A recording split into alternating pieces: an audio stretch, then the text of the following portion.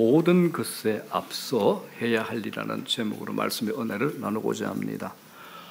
우리가 잘 아는 캐톨릭 수녀 있죠. 인도 캘커타의 빈문가에서 사랑의 선교 수녀회를 만들어 평생 가난하고 병든 사람을 돌보며 살았던, 그래서 이 공로로 노벨 평화상을 받은, 아시죠? 마더 테리사. 이 이야기로 말씀을 시작하고자 합니다. 캐톨릭의 유명한 사제가 한 분이 있습니다. 존 캐버너라고. 이 사람이 3개월 동안 봉사활동을 하려고 테레사 수녀가 있는 캘커타로 떠납니다. 그는 자신이 남아있는 인생을 어떻게 살아야 될지 고민이 되었던 거죠. 도착한 첫날 아침에 테레사 수녀를 찾아갑니다. 테레사 수녀가 그분에게 묻죠. 제가 무엇을 도와드리면 될까요? 존은 자신을 위해 기도해달라고 부탁을 합니다. 그랬더니 테레사 수녀가 또 되묻습니다. 무엇을 기도해 드릴까요? 되물어요. 그러니까 존 캐버너 사제가 분명하게 말을 합니다.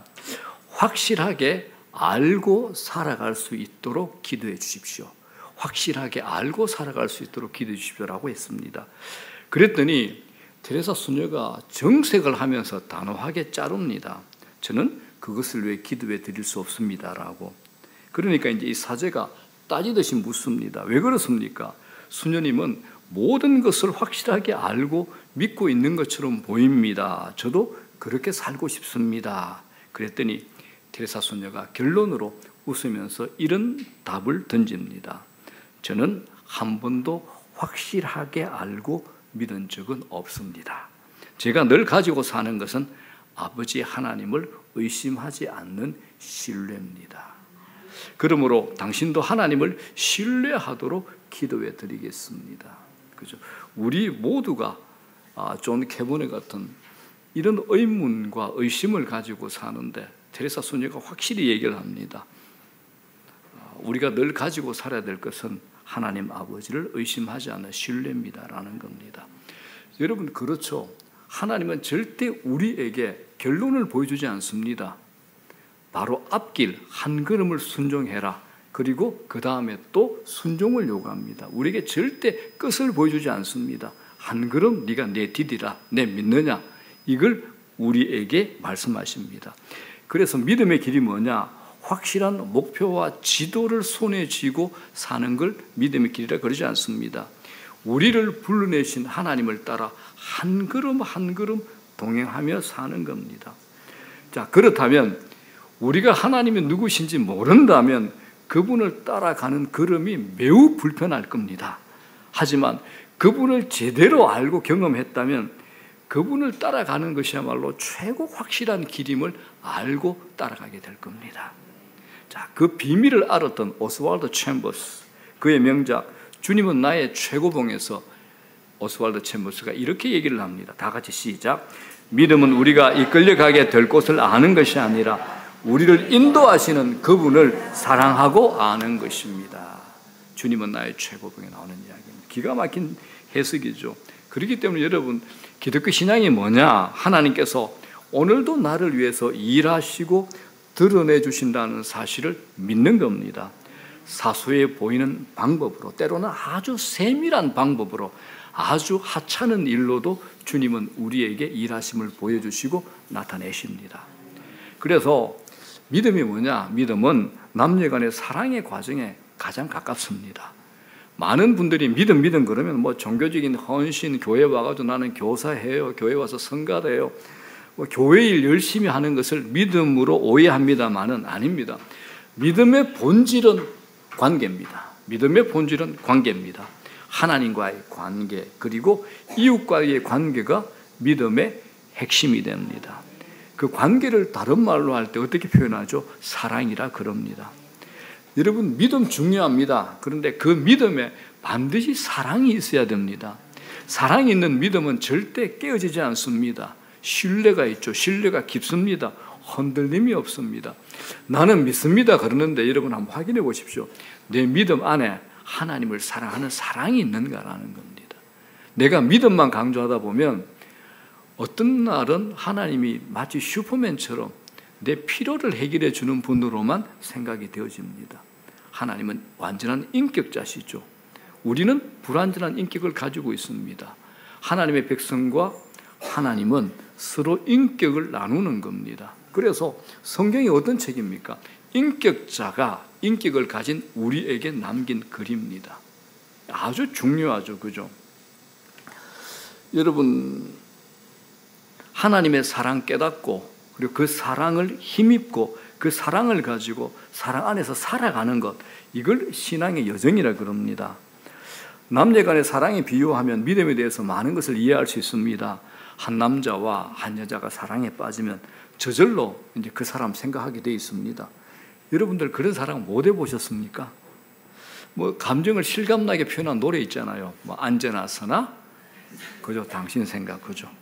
자신도 모르게 그 사람 생각에 빠져드는 것, 그게 사랑의 속성이 됩니다. 사랑은 서로에 대해서 매력으로 시작을 하죠. 서로에 대해서 이제 불꽃이 일어납니다. 그래서 헤어져 있어도 보고 싶어집니다. 사랑을 느끼는 순간 그 사랑이 그 사람의 마음을 점령했기 때문에 그러합니다. 믿음도 이와 같습니다. 그분을 제대로 만나면 그 순간 내 마음을 점령당합니다. 내 안에 그분이 들어오시죠. 제가 제자 훈련하는 분들 중에는 삶 속에서 실제로 하나님과 동행하고 경험하고자 제자 훈련에 함께하는 분이 있는가 하면 어떤 분들은 하나님에 대해 전혀 모르고 무관심한 상태에서 거기다가 뭐 교회에 대해서 아주 불편한 감정을 가지고도 있었어요. 그런데 얼떨결에 등 떠밀려 가지고 제자 훈련에 참가한 분들이 꽤 있습니다. 처음에 저하고 처음 보면 얼굴에 이제 아주 불편한 표가 확 드러납니다. 그런데 그 사람에게 하나님 은혜가 임하니까 말이 바뀌어 버려요. 이런 고백을 합니다. 목사님, 제가 처음에는 굉장히 불편했는데 요사이는 제 안에 누군가 다른 분이 와 계신 것 같아요. 이상하고 신비롭습니다 라고 얘기해요. 그런데 그런 말을 하는 그분의 얼굴이 아주 부드럽습니다. 뿌듯하고 얼굴에 빛이 나죠. 이게 예수 그리스도를 만난 결과가 되는 겁니다. 마음을 점령당하고 나면 그분에 대한 생각을 떨쳐버릴 수가 없습니다. 마음으로 느끼는 것에 만족을 못하죠. 그분을 보고 싶고 그분이 내게 무슨 말씀하시는가 음성도 듣고 싶고 그분을 어떤 날은 만지고 싶습니다. 이건 제 개인적인 경험입니다. 한 15년 정도 됐나 이 앞에서 이제 새벽기도 하는 날 하나님께서 저한테 말씀을 걸어오셨어요. 야, 손 목사, 나하고 춤을 출래? 그러니까 제가 일어나서 춤을 췄습니다. 뭐 저 혼자 추는 거죠. 저는 하나님 허리를 붙잡고 췄는데 하나님께서 하시는 말씀이 너 나 발 밟지 마라 이러시더라고요. 그러니까 하나님 죄송합니다. 그런데 제가 그때 무슨 생각이 났냐 그러면 이거 지금 새벽 기도 시간이지 저 뒤에 앉아있는 부분이 나 보면 어떻게 하지? 그래서 정신이 번쩍 든 거예요. 그래서 제자리에 앉았습니다. 그때 내가 정신이 안 들어야 돼. 끝까지 쫓아야 되는데 지금도 그게 제일 아쉽습니다. 여러분, 이게 이제 하나님 만지는 거죠. 경험하는 거죠. 어떤 날은 하나님이 제 앞에서 성령께서 제 앞에서 생생하게 저한테 말씀하실 때가 있습니다. 저는 그런 경험이 너무 좋습니다. 그럼 제가 나중에 손을 들고 그러죠. You are my glory. 하나님이 당신이 나의 영광입니다. 우리 앞에 이란 선교사님, 이란에 가서 자녀분들이 사업도 하고 이란에서 다 보셨잖아요. 무슬림에서는요, 선교사들이 선교할 수가 없습니다. 예수 그리스도께서 성령께서 직접적으로 임재하셔가지고 사람을 뒤집어 놓습니다. 하나님의 살아계심을 생생하게 경험하게 하는 거죠. 그러니까 등가죽이 벗겨져도 어떤 심한 고문을 당해도 진짜를 만났거든요. 하나님을 만났거든요. 어떤 고문과 고난을 당해도 부인을 못하는 거야. 그날에서 추방이 되는데 나는 예수 믿겠다. 생생한 스토리가 저기 있습니다. 현장에서 직접 눈으로 목격하신 분이니까요. 제가 9월 달에 한번 부탁을 드려가지고 짧은 한번 그 현장의 이야기를 한번 듣도록 하겠습니다. 자, 이 지점에서 우리가 꼭 좀 기억해야 될 것이 있습니다. 내가 주님에게 빠져 마음을 점령당하기 전에 주님께서 내게 먼저 빠지셨다는 사실입니다. 그분께서 먼저 우리 마음에 내 안에 네가 있다. 너도 내 안에 있고 싶다라고 이제 속삭입니다. 제 말이 아닙니다. 자, 요한계시록 한번 볼까요? 3장 20절. 다 같이 시작. 볼지어다 내가 문 밖에 서서 두드리느니 누구든지 내 음성을 듣고 문을 열면 내가 그에게로 들어가 그와 더불어 먹고 그는 나와 더불어 먹으리라. 아주 구체적이죠. 이 말씀은 짝사랑하시는 주님의 호소입니다. 구해줘. 내 마음 너한테 점령당했다. 내 마음 좀 알아달라. 이 표현입니다. 제발 내 사랑 좀 받아달라는 뜻입니다. 내 마음에 네가 있는 것처럼 너의 마음에도 내가 있기를 원하신다는 하나님의 구애입니다. 구애. 자, 여기서 두드리는 이거는 현재 시제입니다. 헬라어 현재 시제는 반복, 지속적인 행동을 묘사할 때 사용이 됩니다. 내가 문 밖에 서서 계속 네 마음을 두드린다. 이 의미가 되는 겁니다. 여러분 이거 믿어지십니까? 믿어지셔야죠. 그죠? 내가 주님의 영광을 보고 사랑에 빠지는 것은 있을 수 있어도 온 우주의 주인이신 이 온 우주의 창조주이신 하나님, 태초에 있는 생명의 말씀 되신 그분이 내게 푹 빠지시다니요. 우리가 이런 대우를 받고 있는 겁니다. 성경은 우리가 그 사실을 잊어버릴까 곳곳에 그 내용을 우리가 보고 확인할 수 있도록 기록해 놓았습니다. 이 말씀 여러분들 암송하면 좋으시겠어요? 디모데후서 1장 9절 시작. 하나님이 우리를 구원하사 거룩하신 소명으로 부르심은 우리의 행위대로 하심이 아니요 오직 자기의 뜻과 영원 전부터 그리스도 예수 안에서 우리에게 주신 은혜대로 하심이라. 하나님의 뜻, 영원 전부터입니다. 영원 전부터. 영원 전에 이 세상이 그리고 시간도 창조되기 전에 하나님께서 우리를 향한 사랑의 은혜를 베푸르셔서 우리를 구원하시겠다고 작정하신 겁니다. 하나님께서 우리에게 이렇게 집요하게 구애를 하십니다. 납득이 되고 이해가 되십니까? 주님은 그건 주님께서 진실이라고 말씀하시는 겁니다. 우리는 이 진실이 믿어지지 않습니다. 나는 내가 아무리 나를 뜯어봐도 시시하고 형편없는데 이런 내게 하나님이 빠지시다니요. 도무지 납득이 안 되는 겁니다. 자, 비유를 하자면 이렇습니다. 여러분들이 굉장히 좋아하는 어떤 연예인 한번 생각해 보십시오. 그 배우가 어느 날 뜬금없이 여러분에게 전화해가지고 제가 당신에게 빠졌습니다. 제 사랑을 받아주세요. 그런다면 여러분은 어떻게 느끼실 겁니까? 여러분들은 좋아하는 연예인 없습니까? 저는 있었습니다. 성이 옷이었어요. 옷이. 제가 참 좋아했습니다. 누군가 하면 오드리 헵번입니다. 참 이쁘죠, 옷이. 그죠? 여러분 티파니에서 아침을 영화 못 보셨나요?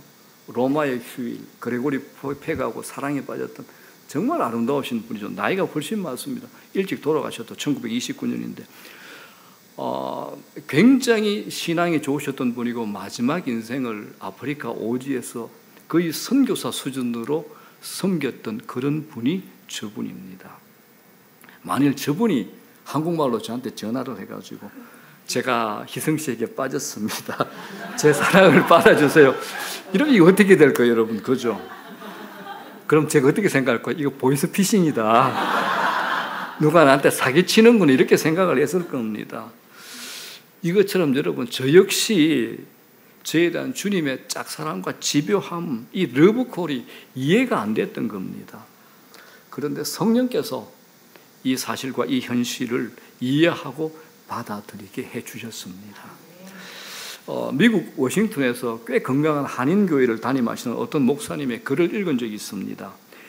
교회가 미국의 수도에 있다 보니까 과학자로 뛰어난 업적을 남긴 분들이 그 교회에 많이 다니세요.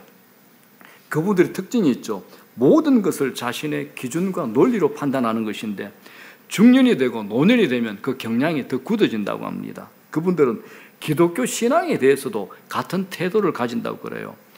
읽고 듣는 모든 것을 자신의 기준으로 판단하고 선택하려고 하고 또 자신들이 믿지 못하는 것에 대해서는 꺼리낌 없이 말을 한답니다. 어떤 분은 과학자인데 예수 믿은 지 40년이 지나서 이분이 한 번도 성찬식에 참여를 안 하더랍니다. 교회에서 가르치는 일을 하는데 이 성찬의 의미가 믿어지지 않는 거죠. 어떤 분은 유명한 의과대학 의사였는데 이분이 사도신경을 암송할 때 마지막 구절이 있죠. 몸이 다시 사는 것과 영원히 사는 것을 믿사옵나이다. 이 부활과 영생, 이 구절에서는 입을 다물고 고백을 안 하는 겁니다. 과학적 사고에 깊이 물든 그분에게 부활과 영생은 뜬구름 잡는 얘기처럼 들렸던 거죠. 그러므로 여러분, 우리가 부활과 영생이 믿어진다면 믿어짐의 은혜가 우리에게 선물로 주어진 겁니다. 이 굉장히 큰 축복이죠. 우리가 진실로 주님을 만났다면 그분에게 흠뻑 빠져 앉아나서나 그분을 생각하고 그분과 살아야 마땅합니다. 저절로 그렇게 되어야 이치가 당연합니다. 그런데 이게 그렇게 되질 않습니다. 그게 우리 문제고 우리 한계죠. 결혼식 주례를 하면 제가 신랑 신부한테 꼭 하는 말이 있습니다. 당신들이 서로에게 가지고 있는 지금의 사랑을 믿지 마십시오라고 찬물을 좀 뿌립니다. 이렇게 말하면 신랑 신부도 픽하고 웃고 하객들도 웃죠. 좋은 말만 해도 부족할 그 자리에 주례자가 김새는 말을 해보니까 이게 의의가 없는 겁니다. 그리고 나서 저는 이렇게 다음 말을 읽습니다. 당신들이 지금 이 자리에 모여있는 사람들 중에 가장 뜨겁게 사랑하고 있다고 생각하시겠지만 결혼 생활을 지속해 오면서 산전수전 다 겪은 우리가 볼 때 두 사람의 사랑이 아슬아슬해 보입니다.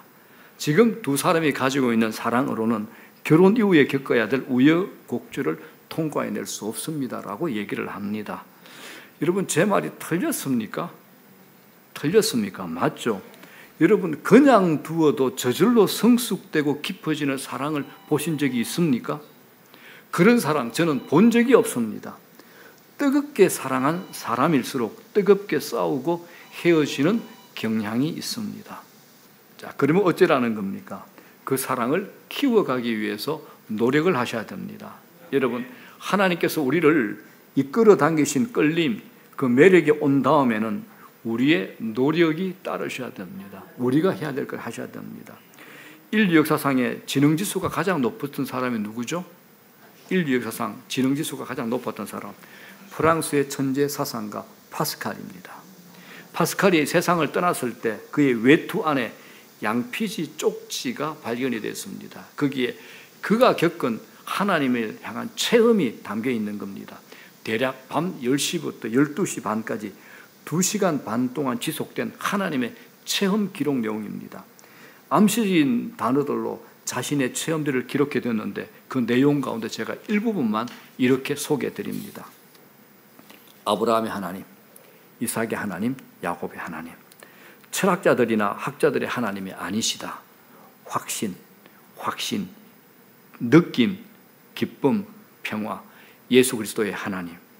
하나님 외에 세상과 모든 것에 대한 망각, 세상이 아버지를 알지 못하였어도 나는 아버지를 알았습니다. 기쁨의 눈물. 나의 지도자인 예수 그리스도에게 완전한 순종. 땅 위에 연단의 날 동안 영원한 기쁨 가운데서 나는 결코 주님의 말씀을 잊지 않겠습니다. 아멘. 이렇게 기록을 남겼습니다. 우리에게 경험되어진 하나님이 미풍이라면 파스칼의 경우에는 태풍이 덮친 겁니다. 하지만 이렇게 뜨거웠던 믿음도 그냥 두면 식습니다. 나중에는 이 체험이 아무런 감흥도 남지 않습니다. 그렇기 때문에 파스칼도 그 체험을 기록한 양피지를 늘 외투 안쪽에 간직하고 다녔던 겁니다. 그 체험, 그 감각, 그 시각을 늘 유지하고 싶었던 거죠. 이게 파스칼의 팡세에 나오는 이야기입니다. 여러분, 왜 이런 현상이 생길까요? 우리의 영적 시각은 저절로 유지되질 않습니다. 주님을 영접하고 나면 저절로 자신 안에 주님의 임재가 느껴지면 얼마나 좋겠습니까? 하나님 나라에 눈을 뜨고 나면 그 영광스러운 모습이 늘 눈에 보이면 얼마나 좋겠습니까? 그렇게 되질 않습니다. 그렇게 되지 않는 존재론적인 이유가 있는데 이 부분, 영혼과 육신에 관심 있는 이 부분은 여러분들이 꼭 초집중해서 들어주시면 좋겠습니다. 이 부분은 정말 잘 들으셔야 됩니다. 자, 창세기를 보면 하나님께서 우리를 지으실 때 모습을 상세히 기록해 놓은 곳이 있습니다. 자, 창세기 2장 7절입니다. 시작. 여호와 하나님이 땅의 흙으로 사람을 지으시고 생기를 그 코에 불어넣으시니 사람이 생명이 되니라. 자, 이 생명은 living soul, 살아있는 영혼, 살을 가진 영혼이라 할 수 있습니다. 자, 그러면 우리 안에 영이 있습니까? 없습니까? 있죠, 그죠? 자, 이 영은 인간의 속성이 아니라 하나님의 속성입니다. 그래서 동물은 영이 없죠. 영은 인간의 속성이 아니라 하나님의 속성입니다. 영 때문에 우리는 하나님과 소통할 수 있고 닮아갈 수도 있습니다. 이게 하나님과의 접촉점입니다. 동시에 인간인 우리에게 뭐도 있죠? 육신도 있습니다. 우리의 육신은 하나님께 완전히 다가갈 수 없게 하는 조건입니다. 이 육신은. 자, 육신이 악하기 때문이 아니라 육신의 한계 때문에 하나님을 다 알 수 없고 하나님께 완전히 다가갈 수 없습니다. 그래서 성경 고린도서를 보게 되면 부활하신 예수님의 이야기가 나오는데 우리가 부활을 하고 나면 물질과 육신의 한계를 어떻게 벗어나며 그 한계를 벗어나면 어떤 일이 일어나는가 고린도서의 부활한 우리의 모습을 이렇게 설명을 합니다. 자, 고린도전서 15장 53절. 자, 부활의 얘기를 한번 보겠습니다. 다 같이 시작. 이 썩을 것이 반드시 썩지 아니할 것을 입겠고 이 죽을 것이 죽지 아니함을 입으리로다. 자, 이렇게 드러납니다. 이게 이제 우리 부활의 모습입니다. 무슨 말이냐? 우리가 부활을 하게 되면 우리는 하늘에 속한 자의 형상을 입을 겁니다. 썩지 않고 영광스러우며 신령한 몸이 될 것입니다. 더불어 부활의 몸은 시간과 공간의 제한을 받지 않습니다. 시간과 공간. 부활은 우리의 육신적인 조건이 더 이상 하나님께 장애가 되지 않도록 변모되는 사건이 부활입니다. 따라서 부활이 일어나기 전까지 우리의 육신의 존재론적인 한계 때문에 영적 사건이 저절로 일어나지 않습니다. 그렇기 때문에 여러분 잘 생각해 보십시오. 인간은 육신으로부터 시작이 되었죠. 거기에 뭐가 더해졌습니까? 영이 더해졌죠. 자, 육신과 영은 연합이 될까요? 안 될까요? 이게 안 되는 겁니다. 본질적으로 연합될 수 없는 것을 하나님께서 묶어 놓으신 겁니다. 본성적인 차이로 육은 영을 끊임없이 밀어내려고 그러죠. 우리는 거룩한 생각을 하는 영이 있는데 이 육은 언제나 더럽고 답답한 것을 선택하려고 하는 거죠. 그런데 우리가 하나님을 만났습니다. 그래서 하나님을 경험하는 것은 우리의 영에서 일어나는 일입니다. 영과 육은 분리될 수 없이 결합되어 있기 때문에 영에서 일어나는 일이 육에까지 영향을 끼쳐요. 영이 듣는 하나님의 음성이 귀로 듣는 것처럼 느껴질 때가 있습니다. 영이 보는 하나님의 영광이 마치 내 눈으로 보는 것처럼 느껴질 때도 있는 겁니다. 그래서 이 영에서 일어나는 일이 육신의 습관까지 바꾸어 놓습니다. 하지만 내 육은 호시탐탐 영에서 벗어나 육으로만 계속 남으려고 합니다. 육이 어떤 역할을 하죠? 영을 끊임없이 밀어내려고 하는 겁니다. 내 육이. 이걸 경계하고 다스리는 것, 이게 신앙생활의 초점이 됩니다. 우리 주위에 수십 년 동안 음주와 흡연으로 세포 하나하나에 알코올과 니코틴이 배어있는 사람이 있습니다. 이게 쉽게 빠지겠습니까? 매일 담배 2-3갑, 그리고 하루의 절반은 알코올 중독으로 살았는데, 그런데 예수 믿고 난 뒤에 작정하고 하루 만에 완전히 끊어버린 사람들이 있었습니다. 그날 이후로 완전히 담배와 술로 해방이 됐어요. 금단 증상이 전혀 없습니다. 이건 의학적으로 도무지 해명이 될 수 없는 일이 일어나게 된 겁니다. 인간이 육과 영이 결합된 생명이라는 사실을 이 이야기에서 확인할 수 있습니다. 여러분, 우리 안에 육과 영의 결합이 이토록 깊고 강합니다. 영에서 일어난 변화가 육에 영향을 끼칩니다. 그렇기 때문에 여러분, 우리가 해야 될 것, 성령 충만을 매일 몇 시간 사모하고 구하셔야 됩니다. 성령 충만입니다. 예배에 초집중하십시오. 성경을 읽으셔야 됩니다. 소리내 읽으시고 묵상하셔야 됩니다. 성경의 표현대로 말씀을 먹는다 수준까지 가셔야 됩니다. 그리고 기도하셔야죠. 이같이 영을 강화하는 작업을 끊임없이 하셔야 되는 겁니다. 하나님과 우리의 관계에서 일어나는 일들은 모두 우리의 영에서 일어나는 겁니다. 그런데 그 영에서 일어나는 그 일이 내 육신에까지 영향을 끼치는 겁니다. 그러므로 우리가 이 땅에 사는 동안에 우리의 영에서 일어나는 일들이 육신에 영향을 끼치도록 주님과 동행하는 것, 이것이 우리의 신앙의 목표가 되는 겁니다. 우리의 신앙이 전인격적인 신앙이 되기 위해서 하나님과 더 깊은 관계에 이르도록 힘써야 합니다. 이 표현을 오늘 본문에서 사귐이라고 합니다. 사귄다. 자, 3절 봅시다. 다 같이 시작. 우리가 보고 들은 바를 너희에게도 전함은 너희로 우리와 사귐이 있게 하려 함이니 우리의 사귐은 아버지와 그의 아들 예수 그리스도와 더불어 누림이라. 자, 사귐이 헬라어는 코이노니아, 교제나 친교로 사용되는 말입니다. 사귐은 여러 가지 의미를 표현하고 있죠. 첫 번째가 뭡니까? 사귄다는 것은 지속성을 표현하고 있습니다. 지속적으로 만나야 사귄다 그러죠. 한 번 만났는데 사귄다 그러지는 않습니다. 두 번째, 사귐은 서로에 대한 애정을 전제로 합니다. 요즘 말로 썸이 있어야 되죠. 서로에게 끌려야 됩니다. 세 번째로, 이 사귐에는 제한의 영역이 없는 겁니다. 서로에게 매료되었기 때문에 알고 싶고 모든 것을 나누고 싶어 합니다. 사귐이 깊어지면 이 관계 중심이 내게서 상대에게로 옮겨집니다. 사랑하는 사람에게 모든 것을 주고 싶어 하는 거죠. 오늘 본문의 사귐이 바로 이런 겁니다. 하나님과의 사귐의 유익은 여러분 엄청나게 많습니다. 대표적으로 하나님과 진정한 사귐이 시작되고 나면 어떤 변화가 일어나는데 성경에 이렇게 우리에게 구체적으로 얘기합니다. 빌립보서 2장 13절 시작. 너희 안에서 행하시는 이는 하나님이시니 자기의 기쁘신 뜻을 위하여 너희에게 소원을 두고 행하게 하신다. 자기의 기쁘신 뜻을 위하여 너희에게 소원을 두고 행하게 하신다라는 겁니다. 그러므로 여러분들 진정한 사귐이 이루어지면 하나님의 뜻이 무엇인지 내가 찾지 않아도 내 안에 계신 주님께서 당신의 뜻을 우리로 하여금 소원하도록 우리에게 감동을 주는 겁니다. 우리에게 기도하게 만들고 기대감을 부어주는 겁니다. 엄청난 거죠. 이걸 요한복음 15장에 포도나무와 가지의 비유를 들어 말씀하십니다. 포도나무 가지가 줄기에 붙어 있듯 예수 믿는 사람들은 예수님 안에 든든히 머물러 있어야 된다라고 말을 합니다. 이 말씀 암송하셔야 돼요. 요한복음 15장 5절 시작. 나는 포도나무요 너희는 가지라. 그가 내 안에 내가 그 안에 거하면 사람이 열매를 많이 맺나니 나를 떠나서는 너희가 아무것도 할 수 없음이라. 아멘.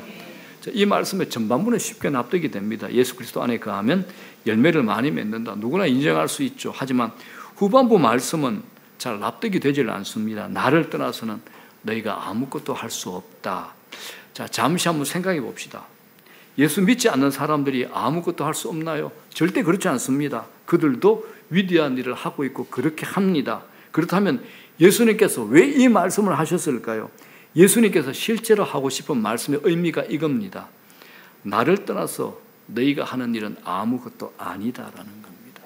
나를 떠나서 너희가 하는 일은 아무것도 아니다라는 겁니다. 무시무시한 거죠. 이게 창조주 하나님께서 우리에게 제시하신 가이드라인입니다. 자, 이제 말씀을 정리합니다. 좀 전에 워싱턴 한인교회 성도들의 얘기를 제가 말씀을 드렸습니다. 그 교회는 워싱턴 지역에 최초로 생긴 교회여서 오래전에 이민을 가서 자신의 분야에서 입이 딱 벌어질 정도로 탁월하고 성공한 한인들이 많이 출석하는 교회가 워싱턴 한인교회입니다.